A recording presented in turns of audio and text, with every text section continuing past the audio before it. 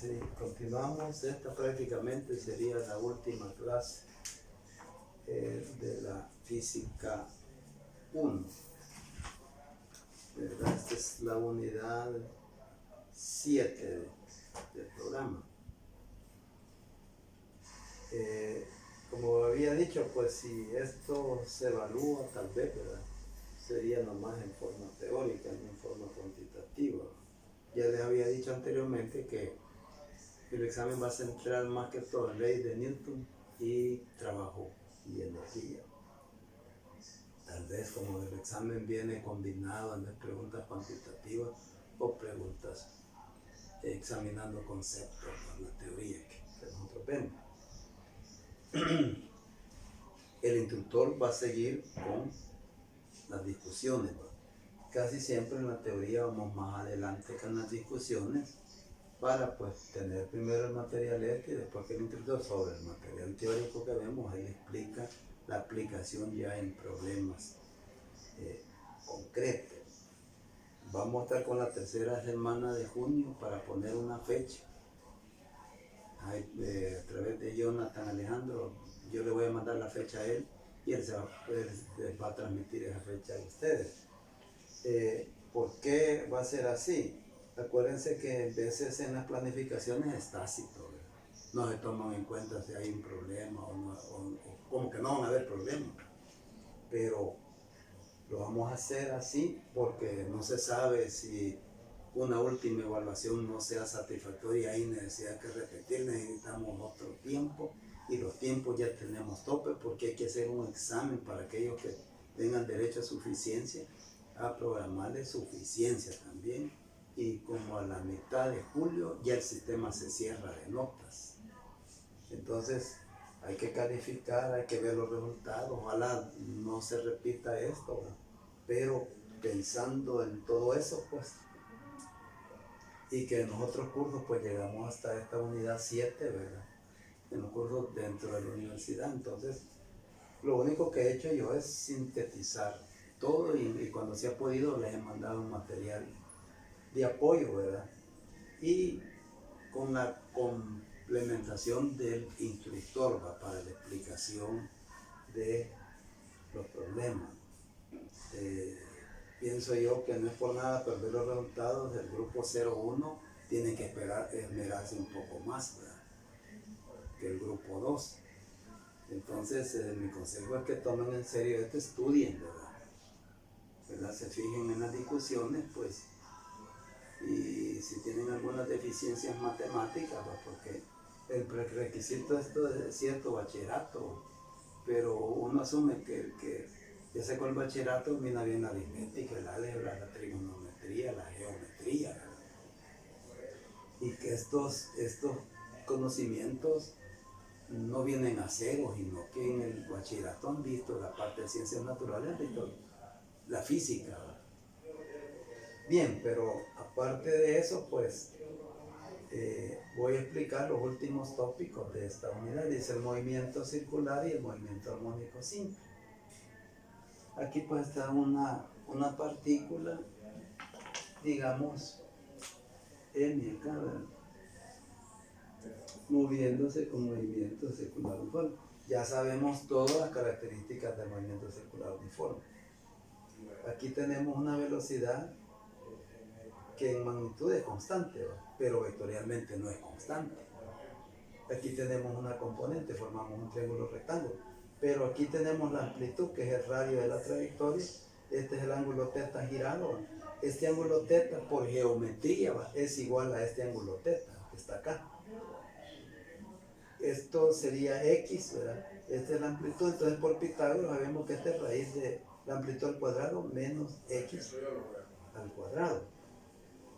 Si yo pongo la función seno de este ángulo, sería opuesto sobre, esta es la velocidad de opuesto, sobre hipotenusa, que es b sub 0. Pero también si relaciono este otro triángulo rectángulo, son triángulos rectángulos semejantes. Seno de teta también es opuesto sobre hipotenusa. Como es el mismo ángulo, son triángulos semejantes, entonces yo esto lo puedo igualar con esto. Y si despejo la velocidad, me queda velocidad inicial sobre la amplitud por la raíz de la amplitud al cuadrado menos la posición de x cuadrado. Con esto yo puedo encontrar las velocidades que va teniendo según el valor de x, porque la amplitud es constante, es el radio, el movimiento circular. Esta velocidad inicial es constante también. ¿Cuál es la variable? Puede estar variando el valor de la velocidad lineal o tangencial y la posición.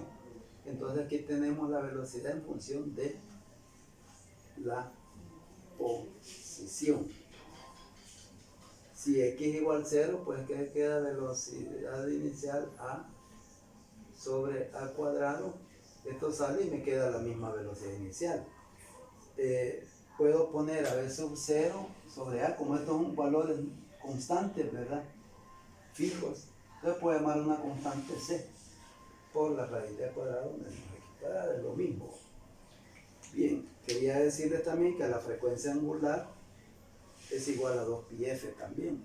O sea que es proporcional a la frecuencia natural f, porque no es lo mismo frecuencia angular que frecuencia natural f, o simplemente frecuencia.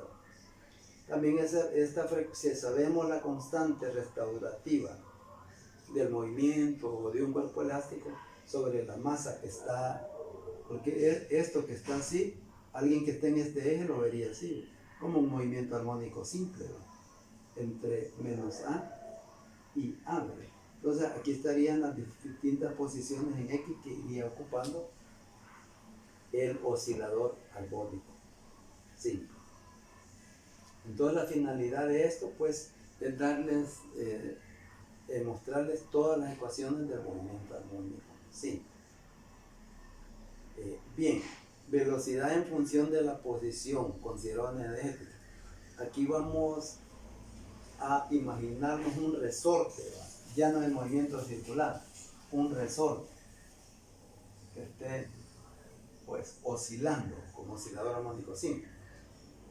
Bien, como todo es mecánico, energía mecánica, ¿va? La energía mecánica sería la energía cinética más la energía potencial. La energía mecánica total en esto sería un medio de kx máximo elevado al cuadrado, pero como x máximo es la amplitud al cuadrado, este sería el máximo de energía. Esta energía se repetiría en energía cinética, que es un medio de la masa por la velocidad que tenga el oscilador, ¿verdad?, elevado al cuadrado, más un medio de K, que es la constante de fuerza del resorte, ¿verdad?, por la posición que ocupe el oscilador elevado al cuadrado. O sea que es igual a K más U, ¿verdad? Si yo después algebraicamente despejo la velocidad, yo demostraría algebraicamente, y no lo voy a hacer aquí, no hay espacio, ¿verdad?, que la velocidad es raíz de K sobre M, la amplitud al cuadrado, menos la posición elevada al cuadrado. K es constante, la constante fuerza del resorte, y M es la masa que oscila. La amplitud es constante también, ya está determinada cuál es la amplitud, es la máxima elongación que tiene el oscilador, y esta es para una posición determinada. Acuérdense que esta ecuación es similar a esta. Entonces, acá pues en un oscilador que sabemos K, M, la amplitud y la posición, ahora se le pone más o menos porque la velocidad puede estar apuntando hacia el eje positivo de los X o apuntando en una posición dada en el sentido contrario. Entonces, por eso se pone aquí más o menos, porque algunas veces la velocidad va a ser positiva y otras veces la velocidad negativa. Otro ejemplo de oscilador armónico simple es el péndulo simple. Bien, aquí si tenemos un péndulo ideal, ¿verdad?, aquí tenemos la péndula, o sea, la masa que oscila. Yo lo separo a lo sumo unos 4 grados, porque ya muchos grados ya no se cumple esta ecuación. Unos 4 grados. Entonces, acá pues, si no hay fricción con el aire y aquí no hay pérdida de energía, este estaría eternamente oscilando acá. Entonces se convierte en un oscilador armónico simple. en donde el seno de teta sería aproximadamente teta. ¿Qué me quiere decir esto? Que es un ángulo pequeño, no pasa de 4 grados. Y entonces encontraríamos el periodo de este oscilador armónico simple, que sería el mismo periodo del péndulo. Si yo hago una demostración algebraica aplicando todo lo que conocemos, consideraciones energéticas, más lo que sabemos del armónico simple, yo puedo llegar a demostrar que el periodo del péndulo es igual a 2pi raíz de L sobre G. 2pi es una constante, G es la gravedad y L es la longitud del péndulo. Entonces es como si yo saco aquí 2pi sobre raíz de G, sería 2pi sobre raíz de G por raíz de L. Quiere decir que el periodo es proporcional a la raíz de L en el péndulo. Entonces, si queremos la frecuencia sería el inverso, pues, del periodo. No le pueden pedir la frecuencia de ese péndulo. Encuentran el periodo y encuentran el inverso, esa va a ser la frecuencia de el péndulo. Entonces, es así como funciona un péndulo simple, que es un modelo teórico, ¿verdad? Que no hay fricción de nada, ni aquí del pivote, ni fricción del aire. Entonces, si eso lo eliminamos, este estaría. Yo lo separo un poquito y lo dejo así, estaría todo el tiempo. Claro que eso en la realidad, cualquier péndulo al final se va a parar, ¿verdad? Pero eso ya matemáticamente viene como una serie que está fuera del alcance de este curso. Entonces, ese sería el último tópico de la unidad 7. Quiero decirles porque les agradezco la presión, la atención que han tenido en el curso, pues yo los animo a aquellos que no han ido también, porque no se desanimen y luchen hasta las últimas de cambio, ¿verdad? Tratar de salvar el curso, que hay algunos que he visto que van bien, ¿verdad? Que un pequeño esfuerzo tienen que hacer, pero no se vayan a detener, ¿verdad? Ahí con Alejandro, voy a poner la fecha, va a ser el último parcial en la tercera semana de junio, ¿verdad? Ya expliqué por qué, ¿verdad?